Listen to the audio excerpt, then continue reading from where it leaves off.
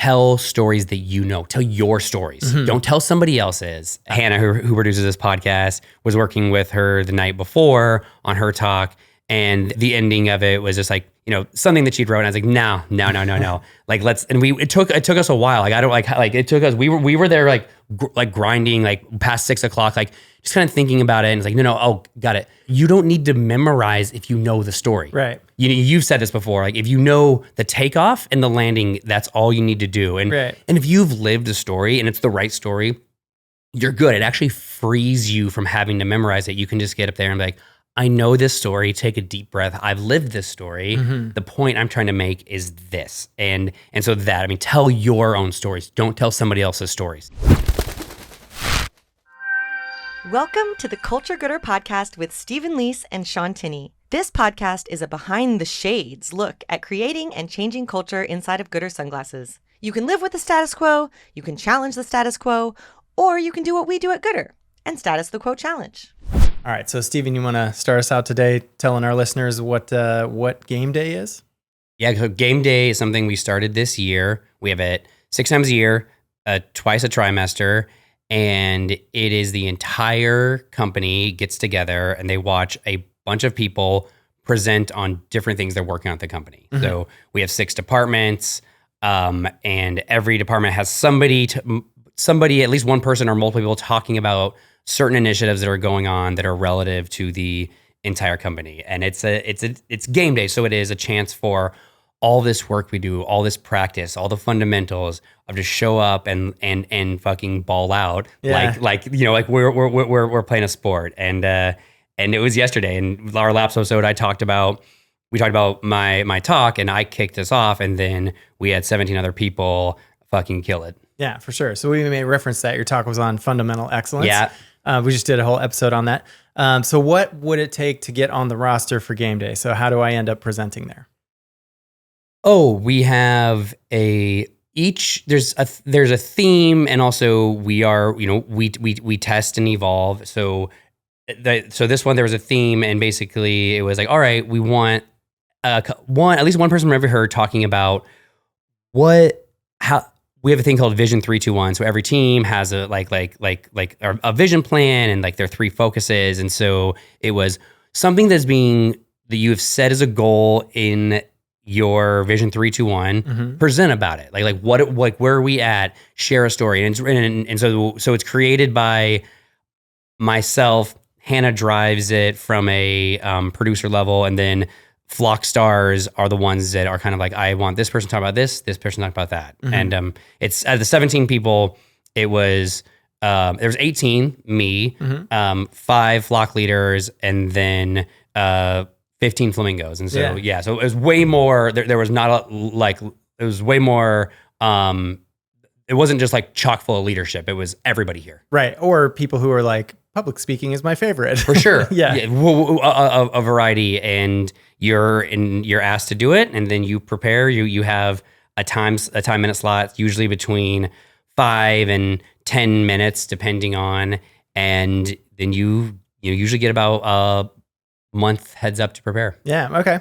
And is it like, I imagine some part accountability, some part informative, some part vision oriented? How would you describe that? Yeah. The origin of it, mad scientist, always testing and evolving. And as we came into this year, we have a thing called PDA, and that is really designed to be problem solving. But this thing kind of started to happen where people are just giving important updates. Like, hey, we are launching, hey, here's how we're approaching our events moving forward. And then some of the stuff I realized, like, man, the entire company should be hearing about this, not just a leadership team.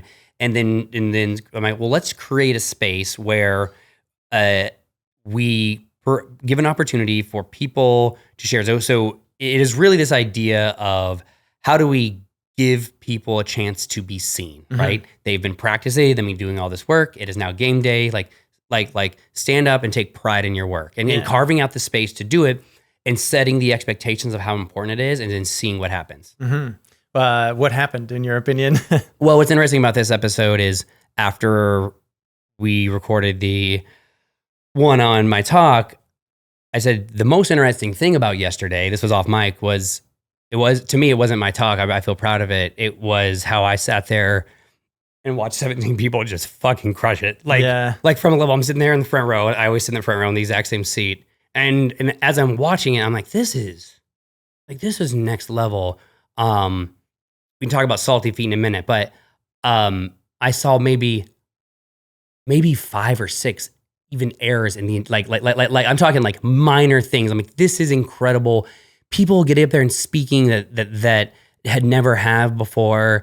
And I go. The more interesting thing is like, how does that happen? Like, how do you get 17 people from all ranges getting up and talking to 100 plus of their peers there wasn't like this 4-month storytelling workshop like I did for goodr Stock and Space Camp. Right. And I'm like, that's what we should talk about. That's the more interesting thing, actually. Yeah, for sure. What's your hypothesis? Why do you think it is? Well, I have a couple of ideas. One, I think, is that everyone, it starts when you're onboarding and you get to do a connection call with every single person in the company.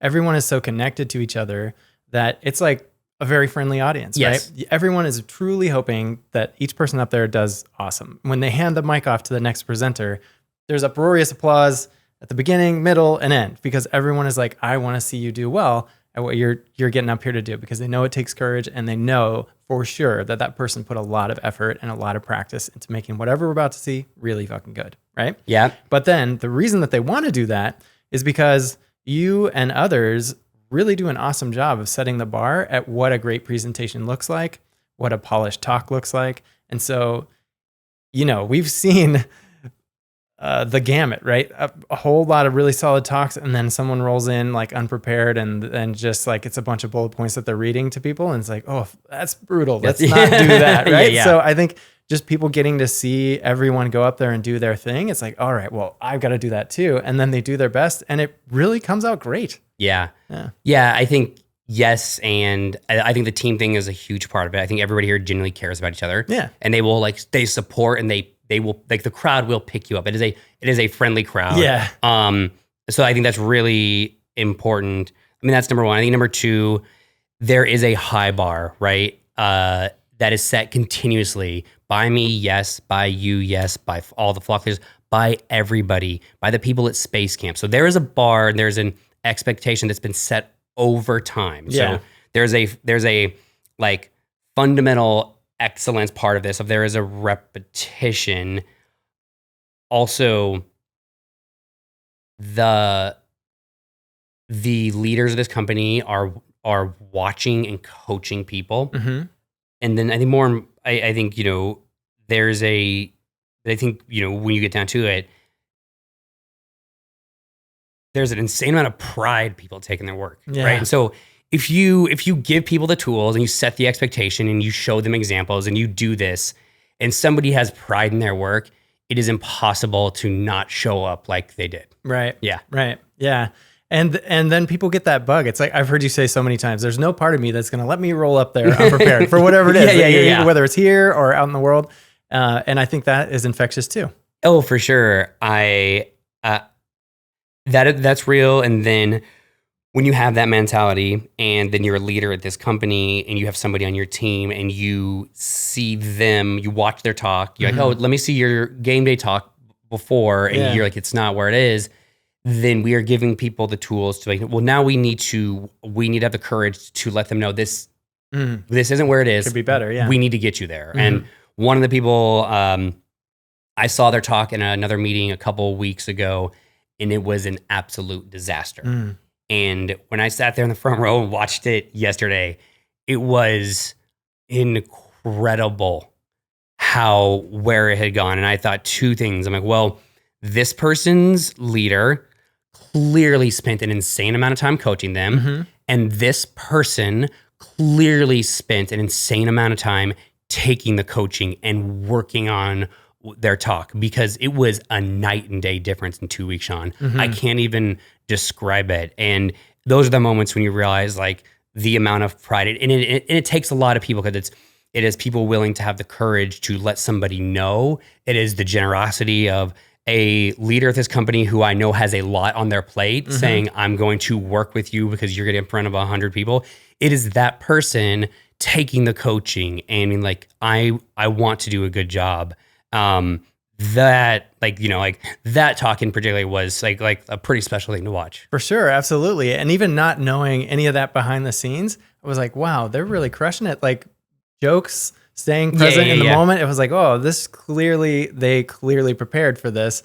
And it's always fun to hear like, oh, and whatever they brought to day one before game day was like, this is not ready at all. You're going to need to fix that up. Yeah. I think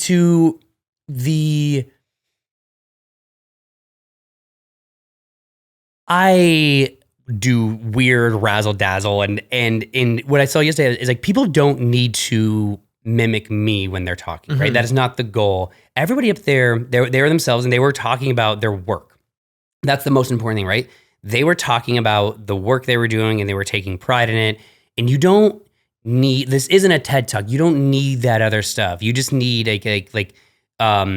you need to want to do you need to be doing good work and want to do a good job. Like that's all. I mean, there was this woman, Jasmine Diaz on the team who fucking did an amazing job. And public speaking is something she is scared of. And she put in the work to get up there and give a talk. And it was amazing to watch. And those are like, when we talk about celebrating the work over the results in like the infinite game, like this, like that, like those moments are really all I care about. Yeah, absolutely. Watching someone face their fears and just crush it in front of a whole bunch of their peers, first try. Yeah, it's really, really cool. Yeah. But the cool thing to me is like, that's not the first try. They practiced over and over and over to roll up and just do it with ease as if it were just something like, oh, hey, I'm just here to share this with you. Yeah. Because I practiced it about 100 times before. Yeah. It felt like magic to me, but like it's very clear how much work went into it. So how much work everybody went in there, the company, and like it is this like, it's this incredible, it's like this contradictory feeling of I do an entire talk that magic doesn't just happen. It's created on fundamental excellence. Yeah. But as I'm sitting there watching these 17 people, it actually feels like magic. Yeah. Like it does actually feel like that in the moment. And then when you unpack it, you start understanding why and the work that went into it. For sure. Right. You're a magician. You know how your tricks work, so it doesn't seem like magic to you. But then you see someone else doing it and it's like, whoa, hey, that's amazing. Yeah. Yes. 100%. And I think just the range and when you hear, people crack jokes, it's a really fun. And then now the entire company has seen that. So the next group of people who get up there, right, they have that in their mind. So there is this like amazing, like self-fulfilling prophecy of like professionalism, good work in how you show up. And so now it's like, there is a snowball effect that has been created. And so as leaders, we need to like nurture this snowball and like get it going. Cause like it is going to get monumentally bigger and faster if we take care of it in the right way. For sure. Avalanche mode, right? Yeah. Yeah. And you're always saying leadership is an action. It's not a position or a title. And that was a perfect example of that. 17 people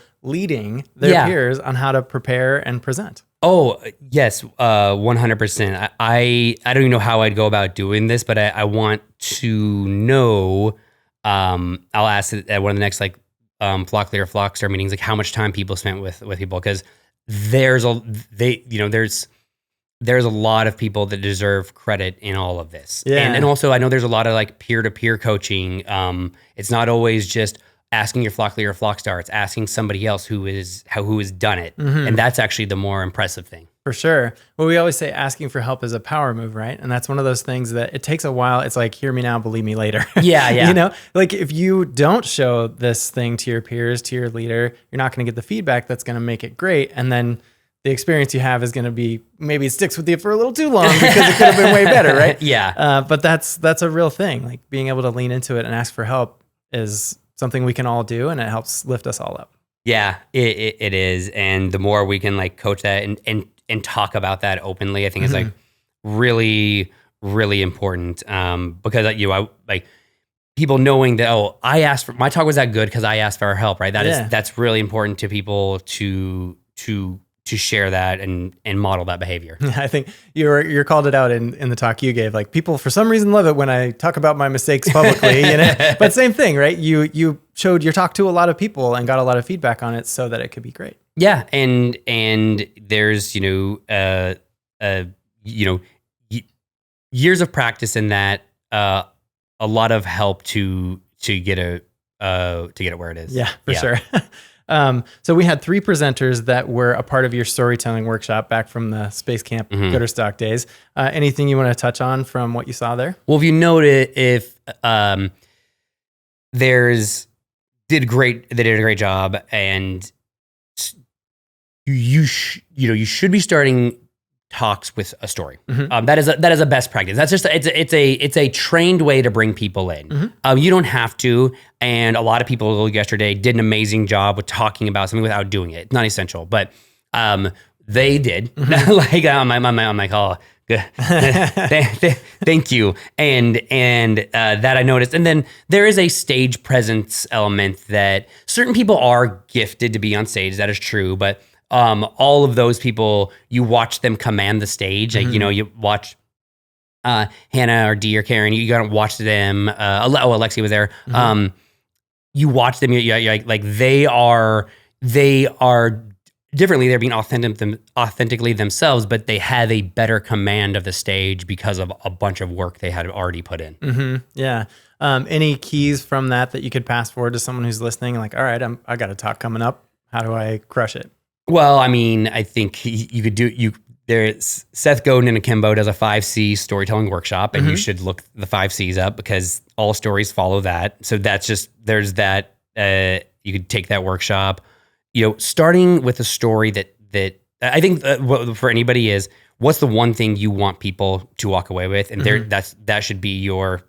should pull that through. That's kind of it. So every story should tie into that. And then lastly, tell stories that tell your stories. Don't tell somebody else's. Hannah, who produces this podcast, was working with her the night before on her talk, and the ending of it was just like, something that she'd wrote, and I was like, no. Like, it took us a while. Like, it took us, we were there like grinding, like past 6 o'clock, like just kind of thinking about it. And it's like, no, oh, got it. Tell, we uncovered the appropriate story. It's like, no, you don't need to memorize if you know the story. Right. You've said this before. Like, if you know the takeoff and the landing, that's all you need to do. And and if you've lived a story and it's the right story, you're good. It actually frees you from having to memorize it. You can just get up there and be like, I know this story. Take a deep breath. I've lived this story. The point I'm trying to make is this. And so tell your own stories. Don't tell somebody else's stories. Yeah, and the beauty of that is it reanimates the story for you. Like, the memory is back. All the sensory experiences are there. It's like it just comes alive in you and you tell it, right? That's why I only worry about the beginning and the end, because the middle is just going to be part of the journey. Yeah, it's going to be 100%. And so, yes, and you really just need to know it. Like I'm telling this story for this reason, and that is like, you need to understand that so you can stick the landing. Yeah, which in your fundamental excellence talk, every story was like, because magic doesn't just happen. It's created through fundamental excellence. And then by like the 12th time you did it, you're like, the game. Boom, change the slide. And I assure you, everybody in the company knows what our focus is. Yeah. It is fundamental excellence. Totally. If they forgot, that's on them. Yeah. Nice. All right. So any standout talks here or anything that you saw that really impressed you? I mean, the entire day really impressed me, like soup to nuts. Truly, I think that what's amazing is I know about a lot of stuff that's going on, and I'm a huge project management dork. And so, Rach and Carla talk about this herd vision tracking. I'm like, I love this. April talked about how she runs all of our events. The process for getting an event stood up and going. And she's not talking about like telling a story about like these cool events we do. And she's talking about the process of making this happen. And that stuff is amazing because, and this is like why game day is so important. it is these things that are fundamental to our success as a company that people are going to get up there and share. And so I tend to gravitate towards like the less sexy things. Right. Also, all the community managers talked about all the stuff we're doing with golf and bike and CrossFit and run. And we're such a giant brand now that some of the stuff I'm like, oh my God, I didn't like, there was a bunch of surprises that I got to experience. I'm like, oh, I didn't know we were doing that. That's really fucking cool. And let's see here. I mean, everybody I think did really, really good work. Carlos did this amazing talk on our fit and backed in why it's important and you know, this really complex thing, told it in a simple way to understand it. And then also he'll like throw shade on like, I don't remember, there was some joke. It's like, oh, if you know what I'm talking about, ask your nieces or nephews. Oh yeah. just like anybody in their 25, there's just throwing shade out there. Yep. Yeah, it was really, there was a lot of standouts. Obviously I called out Jasmine Diaz for somebody who is terrified of public speaking to get up and talk on stage is really, really impressive. For sure. And I'd forgotten that she said that was a fear of hers. And while she was speaking, I was like, she's crushing this. Doing awesome. That's amazing. Yeah. I was told after the fact and I was like, that's surprising. Yeah. That's incredible. Right? Yeah, for sure. One of the things I loved about this whole day is that getting to hear the behind the scenes and the work that goes into a lot of the way that we work. It's like, man, I just appreciate, I left that day with just such a sense of gratitude for like, wow, everyone here really cares. They're really dialed. And they're doing awesome work, really clear thinking. And it's like infectious. Like you can feel it reverberating through the whole company. And just, you know, pick any time period and look back, you can feel how much we've grown. I completely agree. Afterwards, I pulled Mountain aside to compliment him on some coaching he'd done. I'm like, hey, I am well aware of like the amount of work that like you coach because like that was incredible. Me telling him that was also incredible to him, right? So you see how all of this works together. And I'd been talking to everybody about how amazing it was, and him and I were like walking out of a conference room, and there was Mike was there, and Kelly and Nicole, you know, most of the Flock Stars, and Mountain Latios. I've for our listeners out there, I've been working remotely for Palm Springs for the past month, and he goes, you should leave for, he goes, we don't need you. You should leave for, I go, that today was fucking amazing. He goes, yeah, you should leave for a month more often. We don't need you. And like, during the talk, I had thought that I'm like, this company doesn't need me. And it doesn't, I'm not saying I'm not a great leader. I'm saying I am a great leader because I don't need to be here the month before that. Yeah. And when he said that, it clearly hit an emotion of like, yeah, actually I don't like the work that's being done here without me is quite amazing. Well, Stephen, you prioritize autonomy and accountability, and you create a culture where autonomous things can happen and everyone brings out the best in themselves. Yeah. Oh yeah. I mean, I'm thank you. I'm aware of like I know that I have a lot to do with this, but at the core, I'm growing tired of my name always being on the marquee because there's so many other people to so much other work here that makes this possible. Yeah, for sure. Well, I think it speaks to something really fundamental about what we do and how we do it that really sings and really works.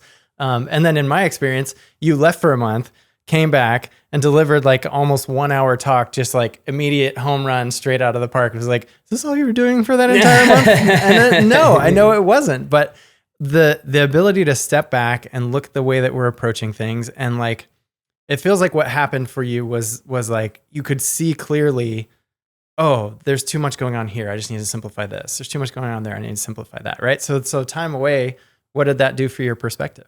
Well, yeah. I mean, it did allow me to focus. I had a bunch of other stuff I was working on, the second round of storytelling workshop and other things. It did allow me to focus. I think the really important thing to understand here is like I'm a crack addict when it comes to writing talks. And as I started doing it, I'm like, oh, it's fundamental excellence. Let's make this really simple and clean. And as I started doing it, I'm like, you know, hey, to teach the fundamentals, you actually have to lay a sturdy foundation. And so as I start pulling that thread, I realize that, but I think what's important is I love this so much. Conceptually, it's not a lot of work. Like, it's a lot of time I spend. It's not a lot of work because I love it so much. And then I have like a fun idea and I'm like, well, now I got to do that. I mean, you've seen me. I mean, I worked hours on a 10-minute talk about clearing when I cut my man bun off as a fucking joke. Like, I'm like this, that I will, so as I have ideas, I'm like, well, this is gold. I mean, I will overinvest time just for a one-liner to hit. Yeah. Well, man, I'll tell you when I look at the agenda and I think back through all those talks, I think that same thing happened for everyone. Everyone gave a talk on something they love, that they're working on, that they're great at. And the reason that it flowed so smoothly is because they were doing their thing too, Yeah, they were. And there is a, when you kind of look at like fundamentals, one of the things the talk is like, we're actually already doing a lot of this. I just want to like centralize it. And then you experience today, you're like, we're doing a lot of this. Yeah, we're in a really good spot. Yeah, it's happening. I just want to just remind you, but it's happening. For sure. Well, so I think there's one other example. There was only one point. We have a little space for questions after each presentation, right? There was only one that had any kind of tension in it. And then as I was walking out, I saw the folks related to that presentation sitting in a 5 p.m. meeting. So I'm sure that there was some expanded conversation around that. So can you just set the stage and talk us through how that went? Yeah, for sure. That, we kind of do this in blocks and, so it might be 3, 4, 5 at a time and then do a Q&A. And there was one that was there was a talk about a big initiative and somebody asked a question and a light bulb went off of like, something's off here in my mind. I'm sitting there and like in the moment I made a joke. I'm like, well, you two are going to have an interesting conversation later, but I flagged it because I think there's something there that I need to understand, finish the day and experience how amazing the talks were, because I got feedback on the podcast from Kelly that I need to be more present and enjoy those moments. And I'm really actively trying to do it. And I really enjoyed yesterday. Nice. But when it was all over, I needed to eat something because I hadn't eaten breakfast. And then I shoulder tapped Tatiana, my new assistant. And I was like, well, this is the first one of these you get to experience. And I'm like, hey, I'm not asking, I'm telling. I want a 5 p.m. meeting in hell with these people related to this thing. And I pulled back and gave her context so she understands what's going on. And then I went around and everybody that's in there, like I just tapped them on the shoulder and I was like, hey, FYI, there's a 5 p.m. meeting invite coming to talk about X. And I had a full calendar that afternoon, coming here at 5 p.m. And in what I realized, the reason this was important to me is I realized like this is there's a problem here of something major that's coming up, and bad news is no time and no options. And right now we have time and we have options, and I need to understand first what's going on, because if I let this go and this thing implodes, a couple things happen. Like I might go nuclear and like I don't, that is not good for anybody. Like I need to always lead with calm. And so now at this moment I can lead with calm. That's number two. If this implodes, somebody here might lose their job, and I don't want somebody here to lose their job. Right. And so this needs to be addressed in the moment. And the most amazing thing happened, Shaun. I entered the room, and the 3 people that were in there that were closely tied to this project, the look on their face to me was they've clearly been working on this for the past 4 hours. Their leader, they were all in there. There was clearly this is a problem. Let's figure it out. So number one, that's a good thing for me, right? Yeah. I get to walk in and be like, cool, there's a seriousness. And I started off by like, all right, here's the reason for this. And I pulled back and I used the radical candor Korn method of like, hey, I gave context. Here's what I go,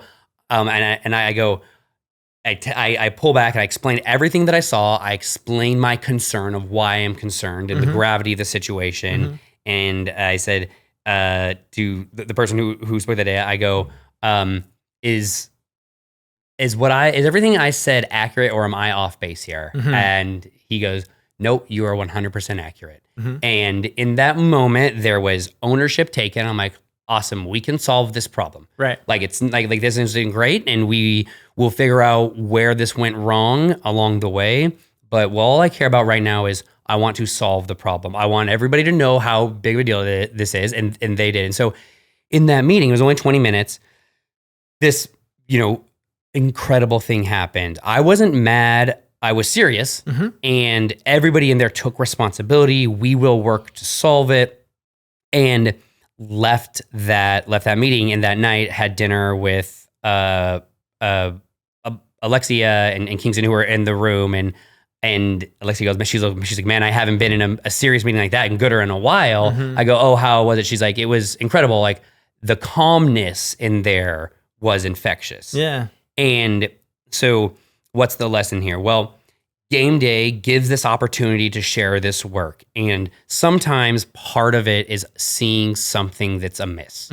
That is not a bad thing. That is by design. Right. It is by design. If you make enough people share often enough, you actually start seeing things that are a little off. And that's good, because bad news is no time and no options.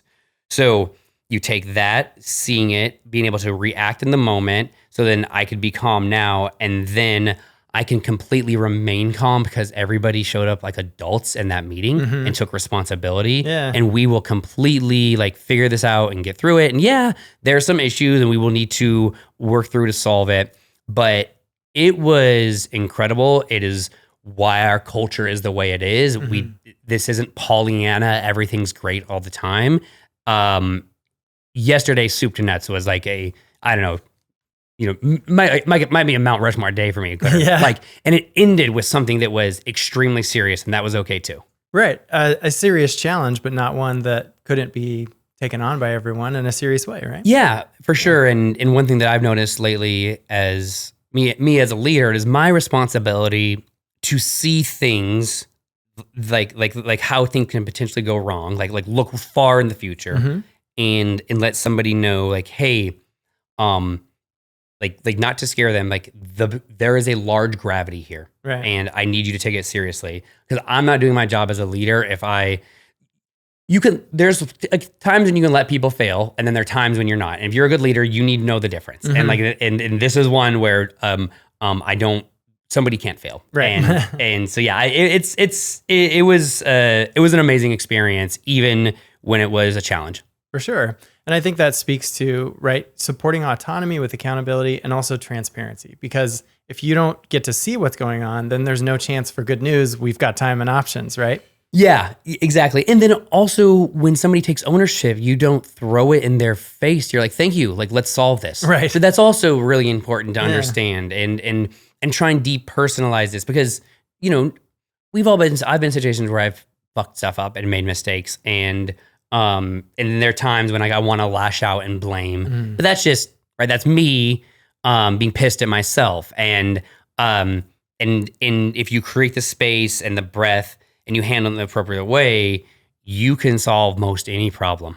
Yeah, and we do. Right, absolutely, amazing. Well, I appreciate you talking us through that, because I think the challenges like that are probably more important than the things where it's it's all easy when you're winning, but can you face a challenge and remain calm and find a good, assertive path forward that everybody can align around? I'm a big believer in building strength on strength and getting better at things you're already good at. But what's really impressive to me is when people understand they have a blind spot and they work towards that. So I have no interest in celebrating somebody who's continually great at something. I will celebrate somebody who has fucked up, but who has overcome 10 times more than somebody who is just great all the time, because that is the impressive thing. And that is what we work for and what we strive for. And as a company and as leaders, we should challenge our friends and colleagues to overcome those, because those are what lift you up. Absolutely. Yeah. It's the work that makes it worth it. Awesome. Well, thanks, Stephen. Thanks for listening, everybody. Until next time, be excellent to each other. Thanks for listening to the Culture Goodr podcast. To submit questions for the podcast, learn more about our culture, and learn how you can status the quote challenge, head over to goodr.com/culture. And don't forget to subscribe to us wherever you're listening, including on YouTube, where you can now watch all of our new episodes. Who knows? You might even catch a glimpse of Carl at our headquarters if he's not already passed out at the tiki bar from all the margaritas.